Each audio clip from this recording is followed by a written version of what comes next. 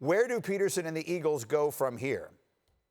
Listen, they're going to have Deuce Staley take over as the day-to-day head coach. Doug Pederson will continue to do what he is doing from a virtual standpoint and continue to help run the team from afar, but make sure he doesn't come into contact with anyone within the organization. Now, their quarterbacks coach and passing game coordinator, Press Taylor, already has been basically sequestered also because he was exposed to Doug Pederson. And this is the type of issue that the Eagles are now facing, that any team could face on any type of period, because you have a head coach who tested positive, people who've been around him, and the Eagles had a scare last week where there was someone in the building who they tested positive, sent him home, gave him another test, and it turned out it was a false positive, and they had to then bring him back in. So this is the type of issue that every team in the league will have to face at one point or another, Greeny. We saw over the weekend the Detroit Lions put Matthew Stafford on the reserve COVID-19 list. The Jaguars do the same with their quarterback, Gardner Minshew.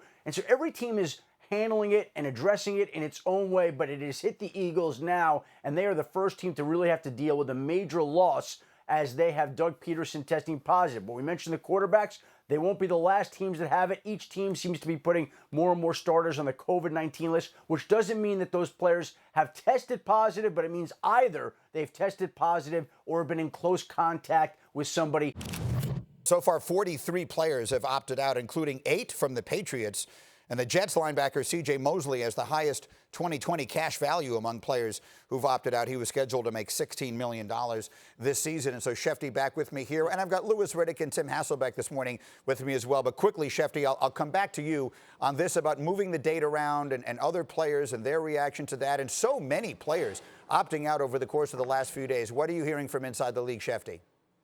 Well, a few things. I think we're not done with this issue yet. I think once the NFL establishes that firm deadline, and I think it could be as early as this Wednesday, I think you'll see more players opt out at that point in time. We're not done at 43. In regards to moving up the deadline, the fact of the matter is that when the NFL and the NFLPA entered into the agreement on the side letter that lawyers had to finalize, the expectation was that the date would be August 3rd or August 4th, and that basically is right now. But they still have not signed off on that side letter. And so the longer this goes on, the more people are opting out. So the opt-out date really is not going to be anything different than what was expected all along, but it was also thought it would be a week after that side letter got signed. And it's still not signed yet. So that's gone on a long time, which has delayed everything. And I think the league has seen all these players opting out, and it wants to move up that deadline a little bit, but it's really not at a different spot than most people thought it would be all along, Greeny. All right, and so look, I want to talk about some real football in our football conversations today, guys, and we will. But Louis, just as you watch all of this happening around us and we see what's happening in baseball and everything else, what thoughts go through your mind? Look, player health and player safety is the very first thing that goes through my mind and should go through everyone's mind, including the people at the NFL league office. Look, I think that has to be at the forefront of everyone's mind. That has to be that which governs everything that everyone is doing here. It can't be one of these situations where, again, trust becomes one of those factors in a negative way, where the players aren't trusting the NFL in terms of what their intentions are. The NFL isn't trusting the players in terms of them not in terms of the players using the opt-out in an honest way.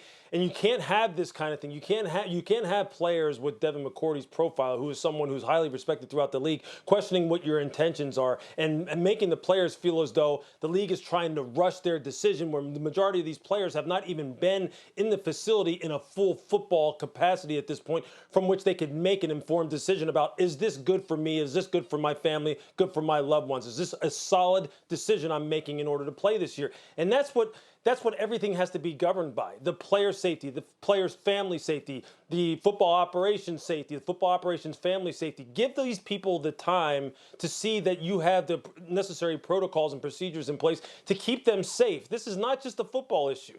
This is not just a business issue. This is a life issue, and trust is paramount. And it seems that right now it's teetering, and you don't want that. You don't want that going into what is obviously going to be one of the most watched and scrutinized seasons in NFL history. For sure. And Tim, what has been your reaction to seeing the really significant number of players who have already opted out? Yeah. Well, I think I haven't necessarily been surprised on it. Look, I have a friend who's opted out, and he's opted out for all of the right reasons.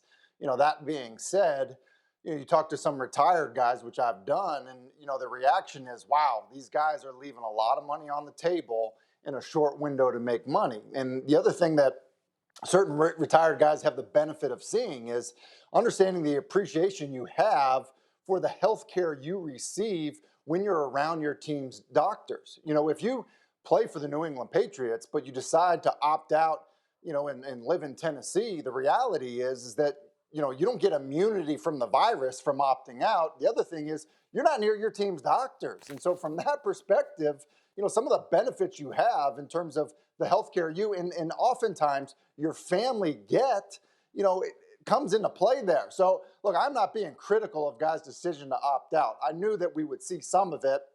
I'm a little bit surprised at how much we've seen.